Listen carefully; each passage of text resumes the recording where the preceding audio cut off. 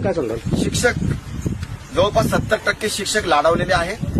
त्यांनी जो आज संप केलेला आहे त्यांची फक्त वेतन कपात नाही, त्यांना सस्पेन्शनच्या ऑर्डर, कारण की मागचा रेकॉर्ड त्यांचा तसाच आहे. ते संप करणं म्हणजे आम्ही पूर्ण राज्याच्या पिढ्यांशी, लहान बालकांशी शिक्षण देणार नाही, त्यांच्या पिढ्यांशी आम्ही खेळू आणि आम्हाला त्याची परवानगी द्या. काय प्रॉब्लेम आहे? तुम्ही जे शिकवता त्याच्याच परीक्षा घेऊ लागलो ना. या परीक्षा ठेवा हिंमत. डुप्लिकेट डिग्र्या घेऊन, डुप्लिकेट शाला तायडी लावून कोट्यवधी रुपये, अरबो रुपये कमवायचे. आणि ही हिंमत फक्त काही यातले जे आमदार असतात, जे यांना बगैर कामाचा खोटा सपोर्ट करतात, त्यांच्या बळावर हे सर्व करतात. मी माननीय शिक्षण मंत्री महोदयांना आजच पत्र लिहितोय.